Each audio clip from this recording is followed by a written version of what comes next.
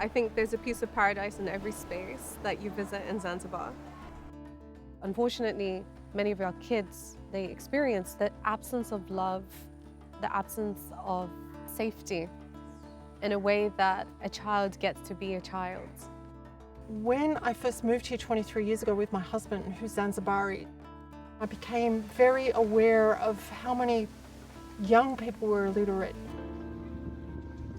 Zanzibari schools, not everyone in the area would be able to attend because of the sheer number of students, sometimes up to 100 children in a class.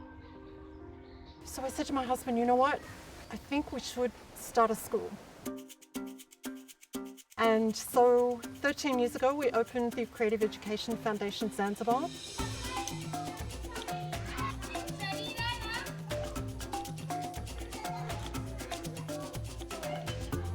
We recruited kids from the local government school, which was really overcrowded.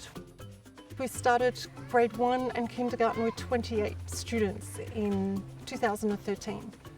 Now we've grown and we have 185 students. The governmental schools, there is the absence of cultural subjects, music, drama, dance, anything where children can be expressive, essentially.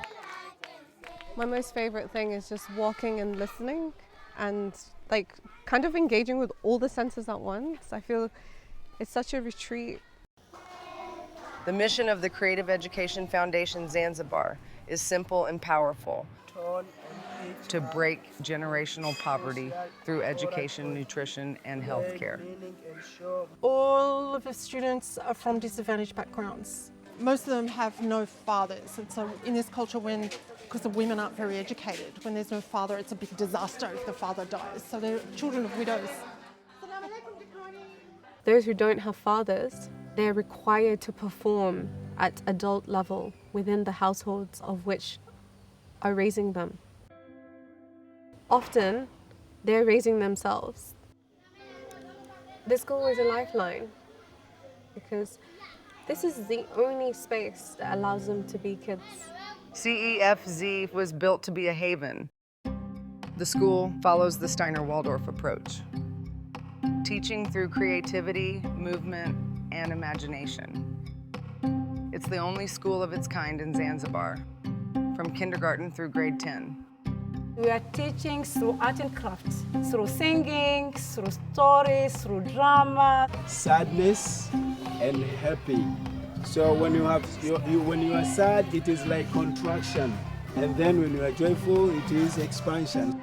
The kids, they're really shy, especially the girls. They'll talk like this with their hands in front of their mouth. They'll just be so shy.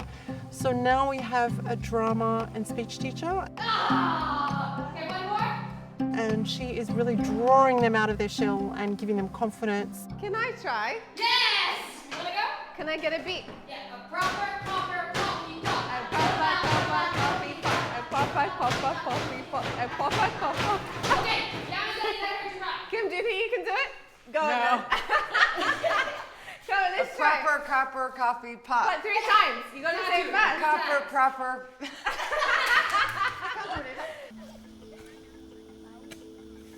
They get to experience firsthand how to build a vegetable patch.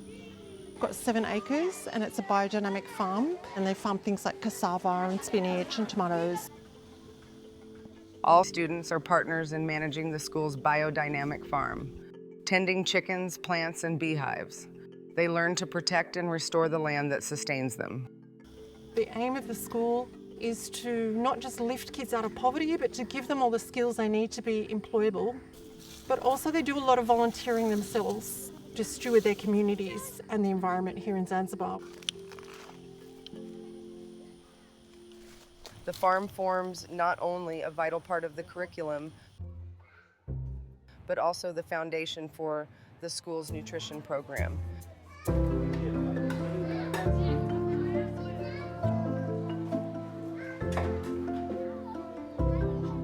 The nutrition program is really key because a lot of the kids have suffered from malnutrition in the past.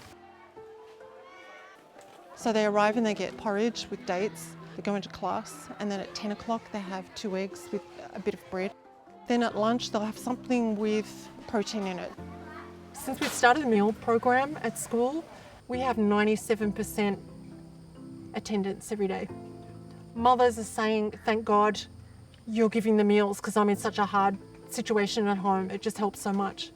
I mean, without this program, those kids could easily not eat. Don't be surprised if the last meal they had was at school from the previous day. Actually.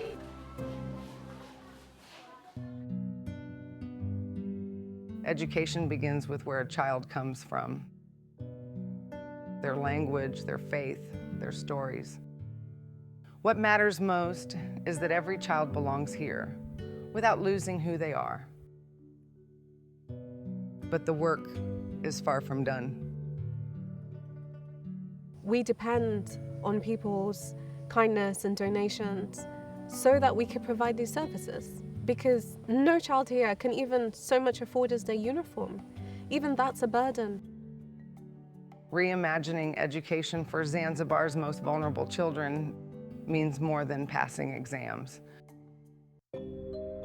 It means breaking the cycle of poverty, nurturing healthy bodies, curious minds, and courageous hearts.